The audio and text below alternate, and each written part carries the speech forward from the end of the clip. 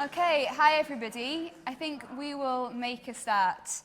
It's a really great pleasure to welcome you all here today for our International Women's Day lecture. Today's event is co-sponsored by the School of Divinity, the Scottish Network of Religion and Literature, and New College Pride, to whom we're very grateful. My name is Suzanna Millar, and I'll be the chair of today's event. I'm a lecturer in Hebrew Bible here at New College. And I've been really looking forward to today's lecture for a number of reasons. As a scholar of the Bible, anything with the words biblical imagery in it is going to pique my interest. But more than that, I'm a really great admirer of our speaker, Ashley, and her wonderful work in recovering LGBT+ women's history in Scotland.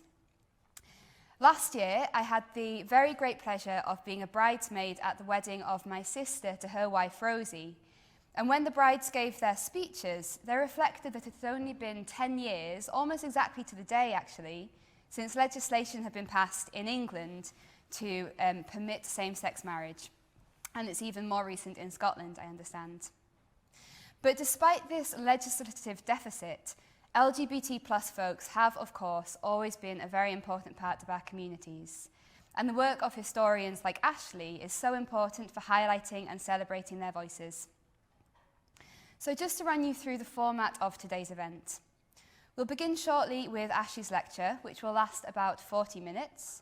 And then we'll have 3 responses from Lois, Valerie, and another Ashley, representing the Scottish Network of Religion and Literature and New College Pride.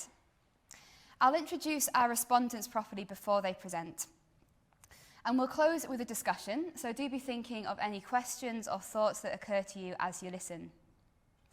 Today's lecture is going to be recorded and uploaded to the school's YouTube and social media accounts, but the discussion part of today's event won't be filmed. And I've been informed that none of you will appear in the recording.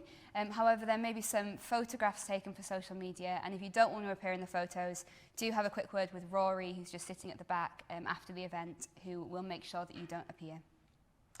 So, without further ado, let me introduce to you our speaker for today. Ashley Douglas, whose pronouns are she and her, is a multilingual researcher, writer, translator, and consultant, specialising in the Scots language and LGBT+ history.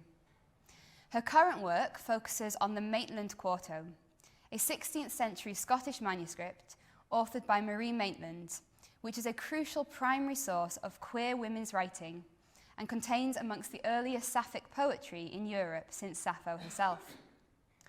Ashley is driven by telling the stories of and representing groups who've been traditionally unfairly excluded from Scottish history, yet who've always been part of it, such as women, LGBT+ people, and people of colour. Ashley has worked with and written for a wide range of national heritage and literary organisations, including the National Library of Scotland, Historic Scotland, Time for Inclusive Education, the Scottish National Portrait Gallery, and the British Library. Ashley's currently writing her first book, a narrative non-fiction biography of Marie Maitland, and has just signed a book contract for this with Portobello Library. Ashley's title for today's lecture is Voicing Lesbian Love in 16th Century Scotland, Biblical Imagery in the Poetry of Marie Maitland. So please join me in welcoming Ashley.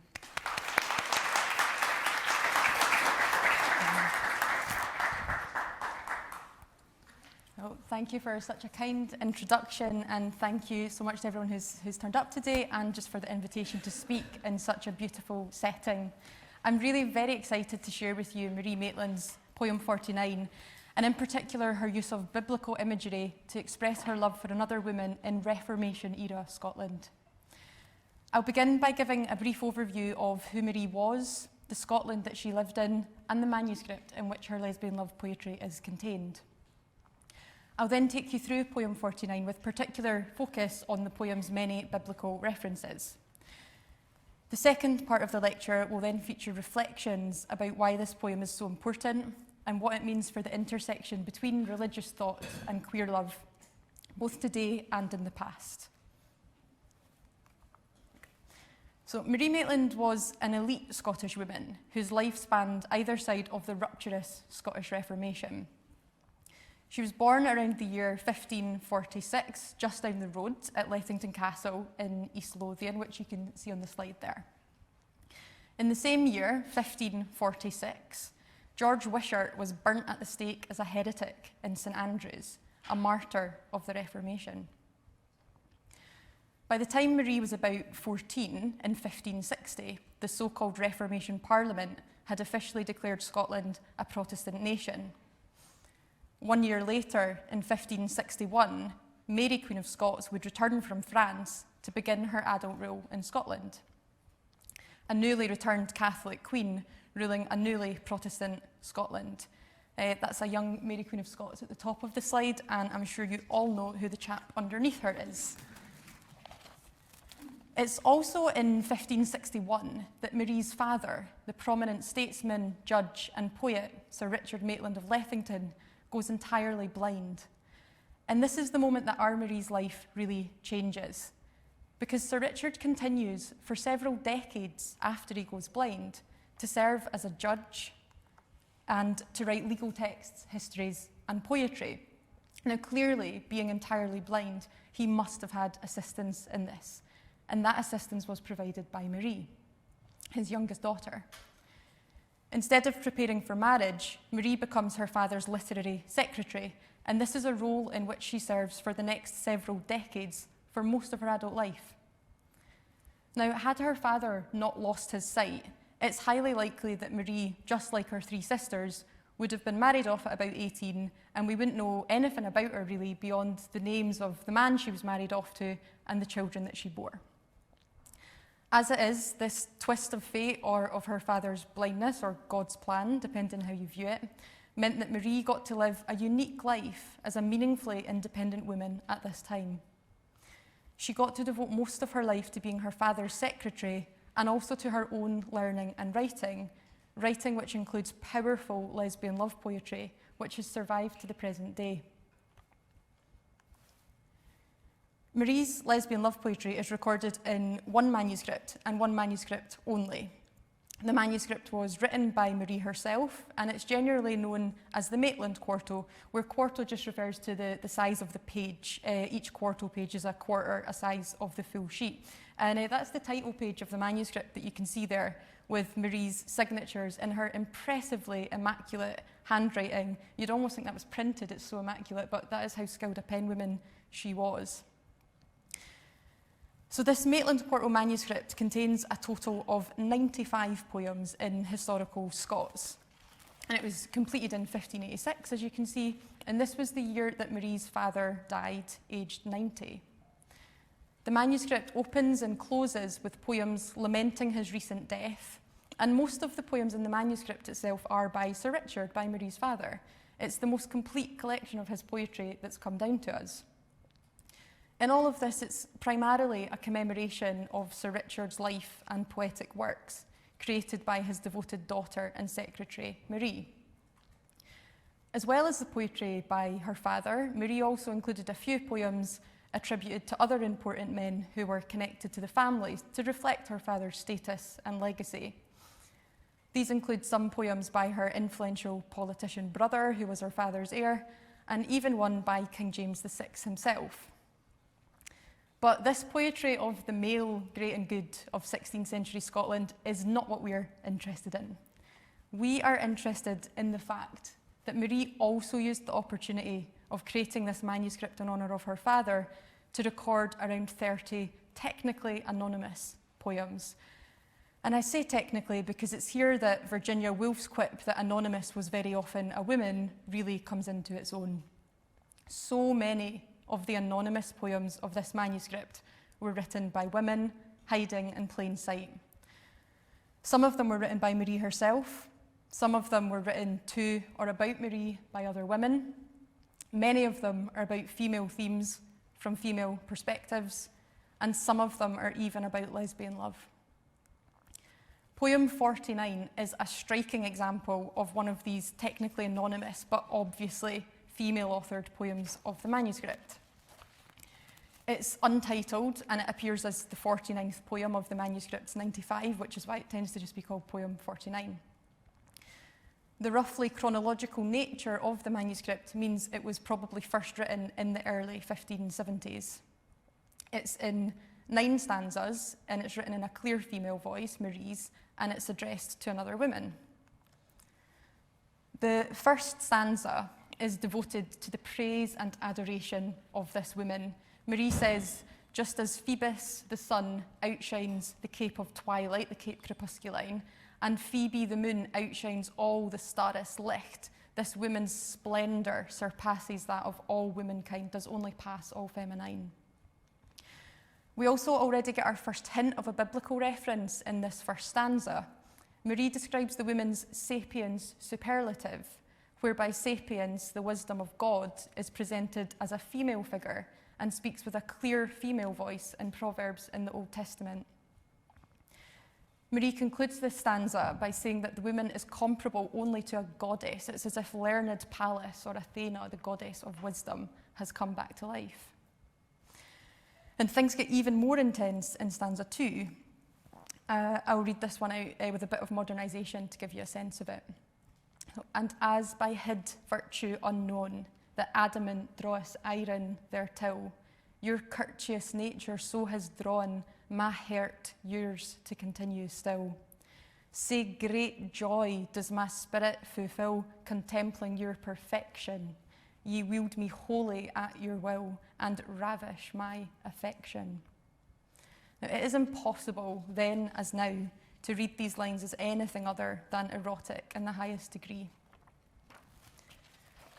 In stanza 3, Marie introduces the theme of the ancient heroes whose love is nothing compared to their own.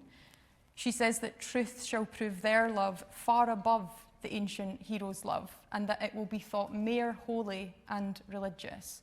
So already Marie's framing her love for another woman as holy and religious, indeed as mere holy and religious than that of the ancient heroes we're about to meet. Because in stanzas 4 and 5, Marie then lists examples of the ancient heroes whose love is eclipsed by their own, and the pairs that she includes in these stanzas are extremely significant. In stanza 4, the male friendship pairings that she lists, friendship very much in inverted commas, essentially any time it comes up in this poem, are charged with homoerotic overtones. This would not have been lost on 16th century readers, just as it's not lost on us today. For example, she says that Patroclus was not so chaste or faithful to Achilles, Achilles and Patroclus being the devoted warrior companions of Greek mythology, who were also famed as devoted lovers. In 2011, Maitland Millar published the novel The Song of Achilles, which is a really beautiful modern telling of their queer love story, but also just one of the more recent examples of their being held up as idealised lovers, which has been going on since the times of Alexander the Great and Plato. And Achilles and Patroclus are challenged for the title of most iconic gay lovers in history, perhaps only by David and Jonathan of the Old Testament, who Marie also invokes in this stanza when she refers to the friendship, inverted commas as ever, that David professed to Jonathan. And this is our first proper biblical reference, and here Marie invokes David's famous declaration to Jonathan in the book of Samuel, in which the love of the opposite sex is dismissed in favour of the superior love that can be experienced with someone of the same sex. Thy love to me was wonderful, passing the love of women. Just as the love that David experienced with Jonathan was more wonderful than anything he experienced with a woman, so is the love that Marie and her female lover experienced together more wonderful than anything a man could offer, implies Marie, in a sapphic inversion of this same-sex sentiment. And Marie and her readers would also, of course, have been familiar with the part of the book of Samuel where Jonathan swears himself to David in a covenant or a bond because, quote, he loved him as his own soul, which also suggests a relationship far more akin to marriage than to even the deepest of friendship. Marie's framing of her love for another woman with reference to such male homoerotic icons is already highly suggestive, particularly read in the context of the erotically charged lines of earlier stanzas. Now, in stanza 5, she makes the romantic, not platonic, nature of her love even more explicit. She now says that their love eclipses even that of the most devoted husband and wife pairings ever known. Nor yet Penelope so loved Ulysses in her days, said Marie. Nor did Portia love Brutus so much, even though she literally swallowed burning coals that devour the fiery Breus to follow him to the deed or into death. It's staggering enough that Marie frames her love for another woman with reference to the love between a wife and a husband, but it's also in this stanza about idealised marital devotion that Marie invokes the female-female couple, Ruth and Naomi, of the Old Testament. She situates them right in the middle of this stanza, a sandwich between two heterosexual couples. And she says that when it comes to her love for the female object of her affection, not even Ruth, the kind Moabitess, loved Naomi so much as the scripture saith. And here Marie is obviously directing us to Ruth's famous declaration of devotion to Naomi as recorded in the book of Ruth. And this is it exactly as it appears in the 1560 Geneva Bible, which is the one that Marie would have known. And Ruth answered, "Entreat me not to leave thee, nor to depart from thee, for whither thou goest I will go, and where thou dwellest I will dwell. Thy people shall be my people, and thy God my God. Where thou diest will I die, and there will I be buried. The Lord do so to me, and more also, if aught but death depart thee and me." These are extremely moving words of devotion, highly reminiscent of the bonds of marriage, where you join with the other person until death and only death does you part. And even then, Ruth wants to be married, to be buried alongside Naomi. Now, our Marie in the 1500s would not have been overwhelmed with examples of female couples, of models for her love for another woman. Far from it. But as a woman who loved another woman, it was in her Bible, in this story and in these words, that Marie saw herself and her love reflected back at her. In Ruth and Naomi, she found a rare and precious precedent for her own ferocious love for another woman. She also found what's fundamentally a story of inclusion, of someone who was excluded, other. Marie underlines how Ruth, the kind Moabitess, was a biblically condemned Moabite. And yet the book of Ruth is a story of how she comes to be included and welcomed. She goes on to become the ancestor of no less than King David, and through him, Jesus. It's fundamentally a story of inclusion of the other. So Marie's now set out a series of famous male lovers and legendary married couples, including for her Ruth and Naomi, whose devotion is eclipsed by that which exists between her and her female love. And in stanza 6, we reach the climax of the poem, where Marie now unequivocally states her desire to marry the woman that she loves. She says, "Would mighty Jove or God grant her the good fortune to have the pairt of the woman's Brutus or husband," in a nod back to the previous stanza. Now, in early modern Scots, pairt can simply mean part or role, but it can also mean penis. And ironically enough, one of the sources for the secondary meaning of the word is none other than Mr. John Knox, who's recorded as criticising a promiscuous kirkgoer for having his pairt in the pot. And this double meaning of part or pairt is also present in other European languages. For example, the German word Teil can also mean penis in a colloquial context. This is what's played on in the Rammstein song Mein Teil, for example. Marie goes on that she wishes to metamorphose her shape and hide behind the veil of manhood so that she can be with the women that she loves. If this could happen, she says, no Brutus or man or husband should cause them to smart, to hurt, as we do now unhappy women. Instead, they would bathe with joyful heart, honour and bless the band of Hymen, Hymen being the Greek god of marriage. Marie's reference to the bond of marriage, the band of Hymen, also recalls her invocation of David and Jonathan, as we reflected on earlier, as well as the famous surpassing the love of women line. The book of Samuel also records how Jonathan swore himself to David in a bond or a covenant, depending how the underlying Hebrew berit is translated. Now, later translations of the Bible, including the massively influential 1611 King James Version, tend to translate this word as covenant. But Marie died in 1596, and so she would never have seen the King James Version. And crucially, the 1560 Geneva Bible that she would have known translated the Hebrew berit as bond, which becomes band in Marie's Scots, with its clear connection to the bond of marriage.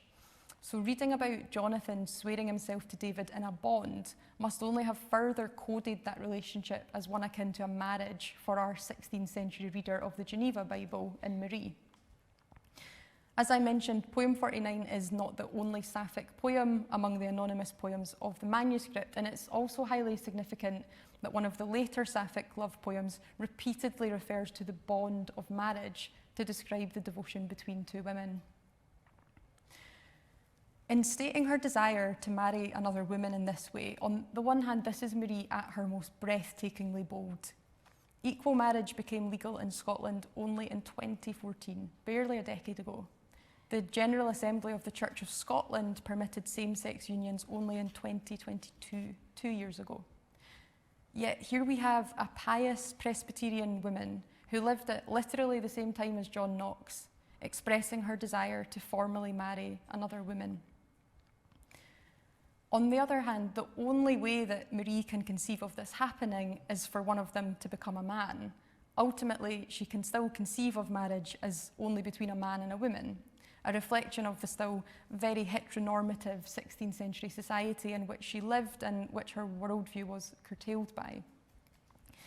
Equal marriage, living openly as wife and wife in the eyes of the Kirk society and the law, did not even occur as a possibility to Marie. Divine intervention seemed more plausible. Now, I'm afraid there's no happy ending to this love story. There was no divine intervention. And the final 3 stanzas are a sad, reluctant acceptance that they can't be together and they can't be married. They're both women and it's simply not possible. All they can do is continue to love each other forever. Marie says that nothing but death will separate them, naught but deed shall us divorce, and that no earthly thing shall sever them, all highly evocative of the commitment and vows of marriage, and again of Ruth's declaration to Naomi, compare, if aught but death depart thee and me, with naught but deed shall us divorce. I'll read out these powerful final stanzas again with a wee bit modernisation. Yes, certainly we should efface Pollux and Castor's memory, and if they deserved place among the stars for loyalty, then our mere perfect amity, mere worthy recompense should merit, in heaven eternal deity among the gods to inherit. And as we are though till our woe, nature and fortune do conjure, and hymen marriage also be our foe. Yet love of virtue does procure friendship and amity, say sure, with say great fervency and force, say constantly which shall endure, that naught but deed shall us divorce. And though adversity us vex, yet by our friendship shall be seen, there is mere constancy in our sex than ever among men has been. No trouble, torment, grief, or teen, that just means suffering or sorrow, nor earthly thing shall us dissever. Such constancy shall us maintain in perfect amity forever. So Marie's reduced to describing their relationship as one of friendship, but it is beyond clear that this is a poem about the deepest and most intense of romantic love, which Marie wishes they could formalise through marriage. And so even from that brief run-through of poem 49, it's clear that it's an astonishing poem in the context in which it was written in post-Reformation Scotland. It presents women as not just equal but superior to men at a time of church and state-sponsored misogyny. Knox said, "Man is the author of woman, who's subordinate." Marie says, "There is mere constancy in our sex," and invokes sapience, the female embodiment of the wisdom of God, who aided God at the creation. And not only does poem 49 elevate women in general, it celebrates lesbian love at a time when so-called sodomy was one of the worst crimes imaginable, and the sole purpose and expectation of a woman was to marry a man, serve said man, and procreate with said man. Marie describes her love for another woman as more holy and religious than any other, and she finds precedent for her same-sex love in her scriptures. And Marie's poetry is also hugely significant in a global context, because this is among the earliest known records of explicitly lesbian love poetry since Sappho of Lesbos herself, the ancient Greek poet who lived more than 2,000 years ago, the 7th century BCE, and who was famous not only as a female poet, but as one who loved women, which she, like Marie, wrote about. This is an extract from fragment 31, where Sappho writes about the effect that a woman has on her.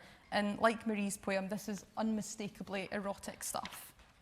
And that's why it's from Sappho that we have the very words lesbian and sapphic from Sappho of Lesbos, which we still use to describe women who love women today. And understanding the significance of Sappho also makes it highly pertinent that another of the anonymous poems of the manuscript, which is addressed to Marie, literally names Marie as a poet in the image of Sappho, with all the implications of that, literary and sexual. Marie was not just a woman poet, but also a lover of women. Of course, it's absolutely not the case that there were no women who loved women in the intervening millennia between Sappho and Marie, or between Sappho and lesbian philosopher Judith Butler, who I really think was only half joking when she said, as far as I knew, there was only me and a woman called Sappho. There absolutely were. It's just that they've not left us much trace in the historical record, and that even on the rare occasions that they have, we're only just getting around to finding and perhaps more importantly, acknowledging that. So poem 49 is among the earliest known lesbian love poetry since Sappho, written in Reformation era Scotland, and in terms of hermeneutics, it's also a very early record of queer interpretation of the biblical figures of David and Jonathan, and perhaps even more so Ruth and Naomi. Now, we can well imagine in some quarters this prompting debate about whether these figures were actually gay, whether Marie's somehow misappropriating them and framing them in this way, that the suggestion is blasphemous even. And it brings me to my first reflection on Marie's use of biblical imagery, which is that it actually doesn't matter at all whether the real historical individuals of Ruth and Naomi or David and Jonathan were in fact lovers, although there is as much reason to believe that they were as that they weren't. But getting mired in debating the arguments in favour of or against these biblical figures actually having been gay is to miss the point entirely. Whatever the historical reality, queer people have seen and still see themselves in these figures, and that cannot be denied or taken away from them. Much the same can be said to apply to the intense modern debate about the sexuality of Taylor Swift. Some fans view Taylor as queer and read all sort of queer interpretations into her song lyrics and real-life relationships. Other fans vociferously maintain her heterosexuality and reject any attempts at reading anything gay into her life or music.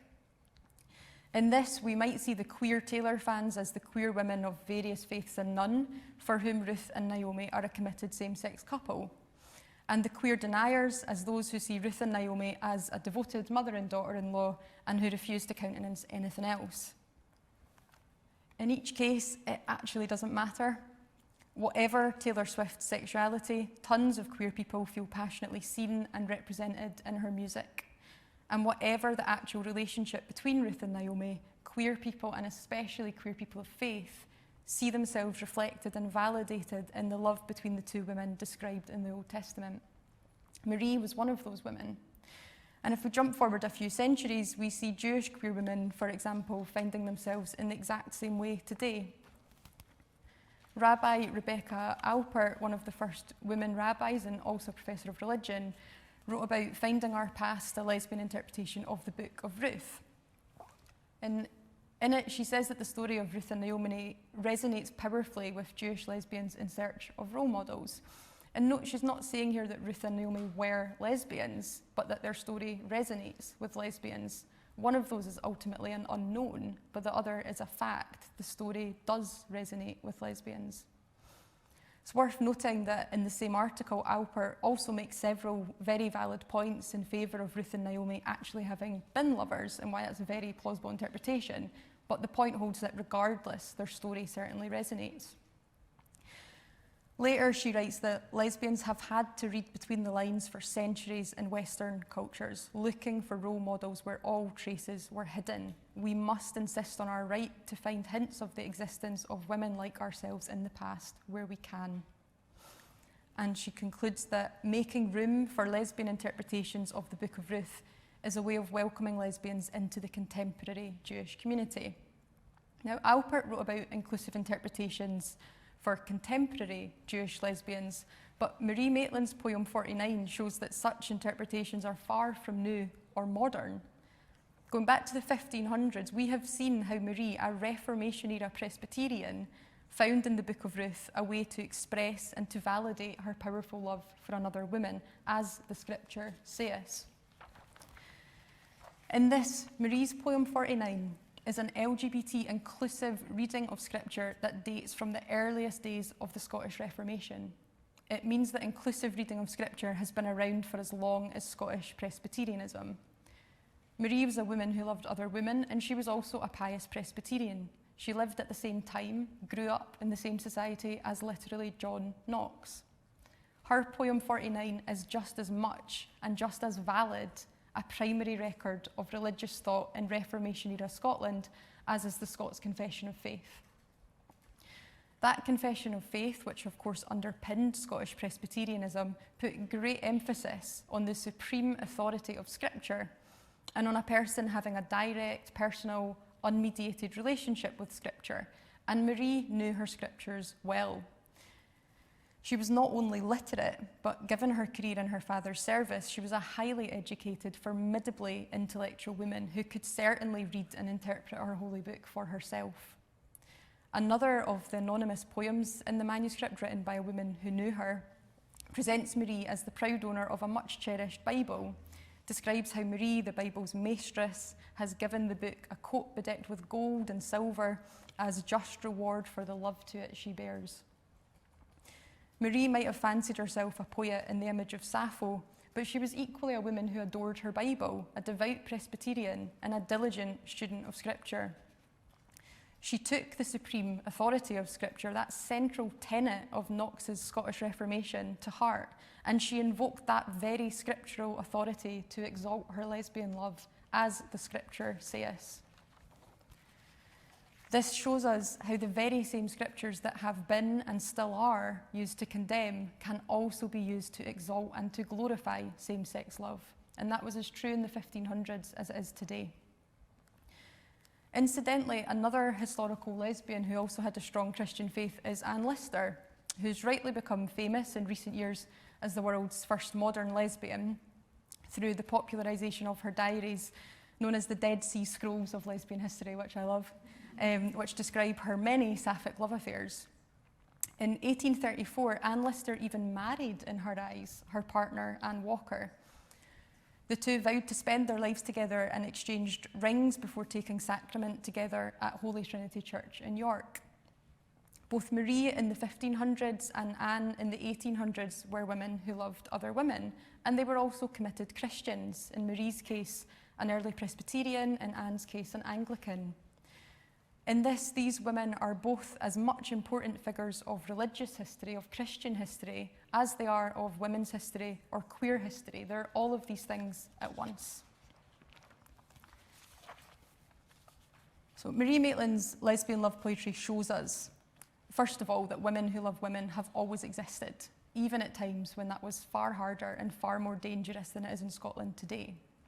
And it also shows us that LGBT-inclusive interpretation of Scripture is not particularly new or modern, but goes all the way back to Reformation-era Scotland. Thank you very much for listening, and I look forward to the responses.